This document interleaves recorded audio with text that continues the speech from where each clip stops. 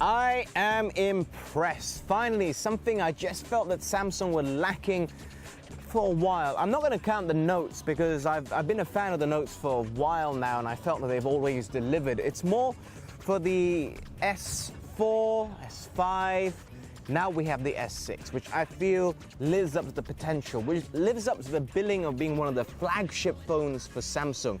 I just felt that it was slipping away and the Notes were getting better, but there were a lot of other competitors coming in and really just taking a lot of the market away from Samsung. But this is a return to form for their average size phones, I would say, not the big ones like the Note or the 6 Plus from Apple or whatever. I'm really impressed. Not only the fact with the S6 coming out, but also the Edge that comes alongside it. A lot to love about both. It's just makes you question, why didn't Samsung do this before? This is what the market demanded. Finally, we're getting it, and I'm more than happy to talk about it. So let's start first with the slightly cheaper model, which is the S6 without the Edge.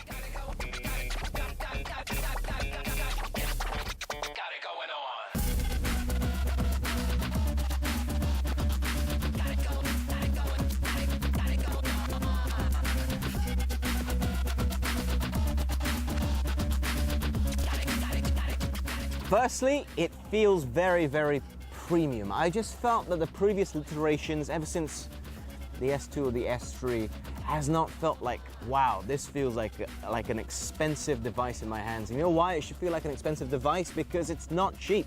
A shade under 2,600 ringgit. And nice is all I can say. Gorilla Glass on the front, Gorilla Glass on the back. Inside is this machine metal as well, and it feels cool. I mean, it's not too thick, but it does feel rather sturdy and strong in your hands at the same time, so all plus points. Obviously, being a flagship Samsung phone, this is something which Samsung have never had problems with. It's the hardware inside. It's always been top-notch, it's always been super fast. DDR4 RAM ensures that it's 80% faster, it's got 3 GB of RAM. The screen itself is quad-core, and I tell you what, you look at this screen and compare it to the S5, which is 1080p resolution and over 500 ppi, you can really see how crystal clear and sharp this screen is. Little things, the camera, it's nice. The low light conditions are better because it's got a better aperture setting. It's still using the 16 megapixel camera, but we can see it protruding right there on the back. The pictures are superb, and I think there's a real emphasis on ensuring that you'll never miss out on a picture. For example, the home screen, if I double tap, less than a second, I'll do that again. Double tap, less than a second. They say it's 0.7, although I can't precisely time it, to take a picture, load up the camera, etc. So a huge plus point. Of course, we know Samsung love their camera stuff, so there's lots of settings that we can see right there for you to tinker around with, to play around with. So thumbs up on that. And I just have to say, there's really not much to find in terms of fault with this device right here. It really, really is outstanding. But what about the other one, the other S6, the Edge? Does that live up to the price tag? Does that set it apart from the S6 in itself? Let's find out.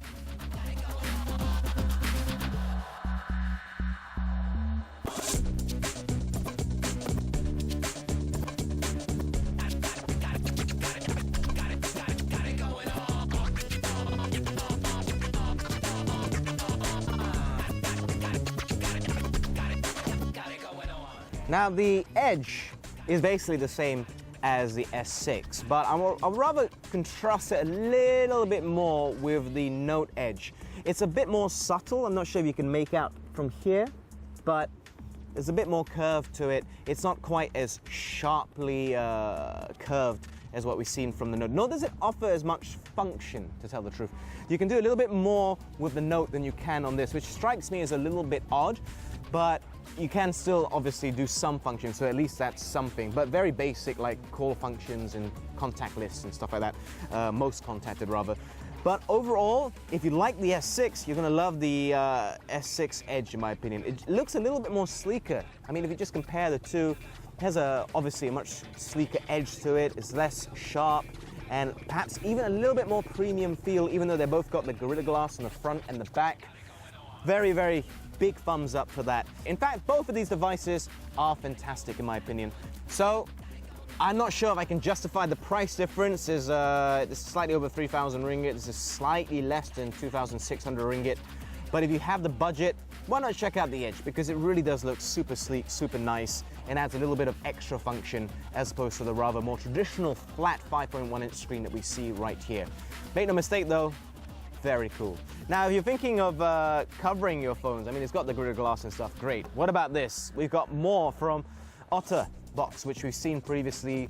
This, of course, is updated for the S6. We got here the Defender. Now, this will add a whole lot of depth to your device. This will offer the maximum protection that OtterBox has. This is their top-of-the-line stuff, and it is industrial, to say the least. If you're looking for a slightly more basic one, although I'm not the biggest fan of this, you can slot it into this casing, which offers the basic protection that you can see right here. We've come to see from OtterBox. And finally, we have this one, which I find is a more stylish approach, but doesn't have the webbing in here to really just add a little bit of extra protection in my opinion. But nonetheless, it will still do a good job. This is the Symmetry, by the way, that we can see right here. This is the Commuter.